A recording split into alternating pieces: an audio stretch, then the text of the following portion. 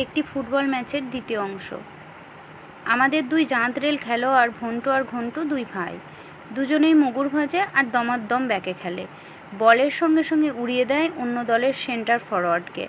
আজ পর্যন্ত দুজনে যে কত লোকের ঠ্যাং ভেঙেছে তার হিসেব নেই, কিন্তু শেষ পর্যন্ত ওরা পটলডাঙ্গা থান্ডার ক্লাবেরই ঠ্যাং ভাঙল। একেবারে দুটো ঠ্যাং ভাঙল, একেবারে দুটো ঠ্যাংই একসঙ্গে। কাশিতে ওদের কুট্টি মামা থাকে, তা থাক, কাশি সর্দি পালা জ্বর যেখানে খুশি থাক, কিন্তু কুট্টি মামা কি আর বিয়ে করার দিন পেল না? ঠিক আজ দুপুরেই টেলিগ্রামটা এসে হাজির, আর বিশ্বাসঘাতক ভন্টু আর ঘন্টু সঙ্গে সঙ্গে লাফাতে লাফাতে হাওড়া স্টেশনে। থান্ডার ক্লাবকে যেন দুটো আন্ডারকাট ঘুষি মেরে চিৎ করে ফেলে দিয়ে গেল। দলের ক্যাপ্টেন পটলডাঙ্গার টেনিদা বাঘের মতো গর্জন করে উঠল, মামার বিয়ের ঘ্যাঁট গেলবার লোভ সামলাতে পারলে না, ছো নরাধম লোভী কাপুরুষ ছো। গাল দিয়ে গায়ে ঝাল মিটতে পারে, কিন্তু সমস্যার সমাধান হয় না। পটলডাঙ্গা থান্ডার ক্লাবের সদস্যরা তখন বাসি মুড়ির মতো মিয়ে গেছে সবাই। ভন্টু ঘন্টু নেই, এখন কে বাঁচাবে ভ্যাগাবন্ড ক্লাবের হাত থেকে? ওদের দুধে ফরওয়ার্ড ন্যাড়া মিত্তির দারুণ ট্যাড়া। আমাদের গোলকিপার গোবরা আবার ট্যাড়া দেখলে বেজায় ভেবড়ে যায়। কোন দিক থেকে যে বল আসবে ঠাওর করতে পারে না। ওই ট্যাড়া ন্যাড়াই হয়তো এক গন্ডা গোল ঢুকিয়ে দিয়ে বসে থাকবে। এখন উপায়? টেনিদার ছোকরা চাকর ভজুয়া গিয়েছিল সঙ্গে, বেশ গাঁটটা গোঁটটা চেহারা। মারামারি বাঁধলে কাজে লাগবে মনে করেই তাকে সঙ্গে নিয়ে যাওয়া হয়েছিল। টেনিদা কটমট করে খানিকটা তার দিয়ে তাকিয়ে থেকে বললে, এই ভজুয়া, ব্যাকে খেলতে পারবি? ভজুয়া খৈনি টিপছিল, টপ করে খানিকটা খৈনি মুখে পুরে নিয়ে বললে,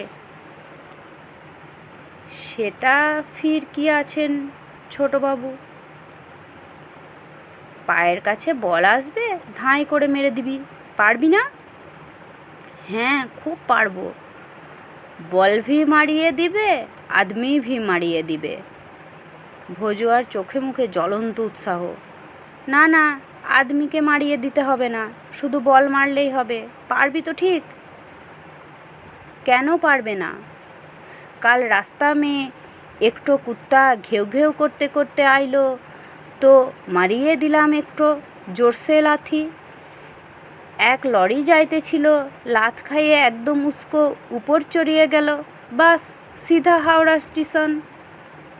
থাম থাম, মেলা বকিসনি। টেনিদা একটা নিশ্চিন্ত দীর্ঘশ্বাস ফেলল। একটা ব্যাগ তো পাওয়া গেল। আর একটা এদিক ওদিক তাকাতে তাকাতে হঠাৎ চোখ পড়ল আমার ওপরে। ঠিক হয়েছে, পেলাই খেলবে। আমি একটা চীনা বাদাম চিবুতে যাচ্ছিলাম, সেটা গিয়ে গলায় আটকালো।